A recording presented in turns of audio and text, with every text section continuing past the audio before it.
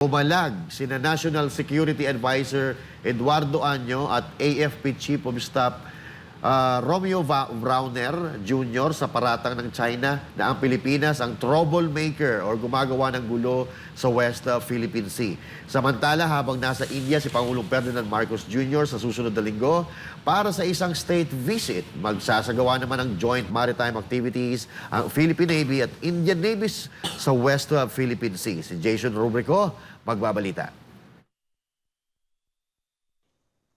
Inihayag ng tagapagsalita ng Ministry of National Defense ng China na ang Pilipinas umano ay isang trouble and danger maker sa South China Sea dahil sa umano'y mga provokasyon nito katuwang ang mga extraterritorial forces. Ang pahayag ay tugon sa sinabi ni Defense Secretary Gilberto Teodoro Jr. na nakatuon ang Pilipinas sa external defense at hindi uurong sa agresyon ng China. Hindi sumang-ayon sina National Security Advisor Eduardo Año at Armed Forces of the Philippines Chief of Staff General Romeo Browner Jr. sa pahayag ng China. Iginit ni Año, tanging ang China lamang ang nagsabing troublemaker ang Pilipinas. Naninindigan ang bansa sa diplomasya at mahinahong pagkilos habang ipinaglalaban ang ating soberanya at karapatan sa teritoryo.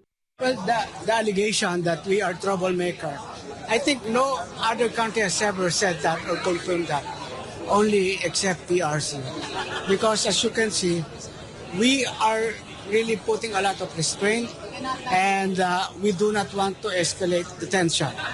We are just asserting our sovereign rights and protecting our territory. Ayon naman kay General Browner, hindi ang Pilipinas ang pinagmumulan ng gulo sa West Philippine Sea. Sa halip, pinalalakas lamang ng AFP ang kakayahan nito sa pamamagitan ng modernisasyon at pakikipag-alyansa sa mga bansang may kaparehong pagpapahalaga.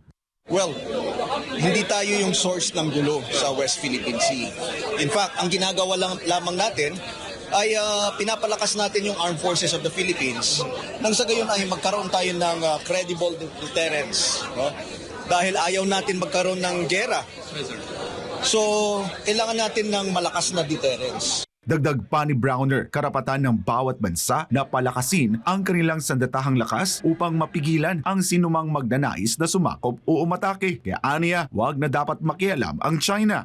Alam mo, tayo nga hindi tayo nakikialam sa gusto nilang gawin sa armed forces nila. Huwag rin silang makialam sa atin. Dahil karapatan ng bawat bansa na palakasin ang kanyang armed forces. At yan po ang ginagawa natin ngayon. We are making our armed forces strong so that we will be able to establish a credible deterrence para mag-iisip yung mga bansa na gustong sumakop o kaya umatake sa atin. No?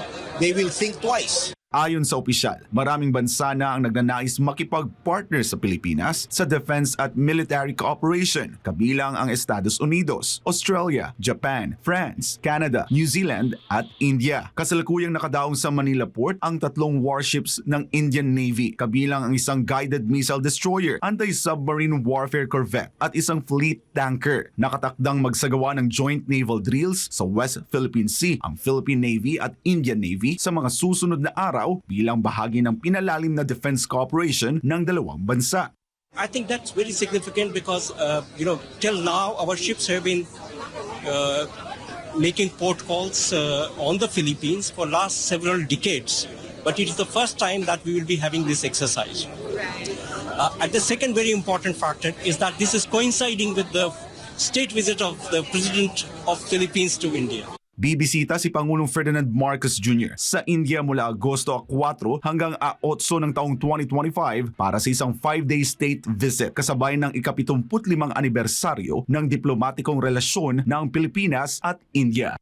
Well, we are expecting to have very productive and meaningful discussions during the visit. Certainly, defense-related issues will be also part of the conversation. Definitely, magkakaroon ng yung strategic dialogue. Therefore, there will be a strategic agreement. So, napaka-importante na at the level ng mga state leaders natin ay magkaroon ng strategic dialogue so that lalong mapalakas pa yung partnership natin.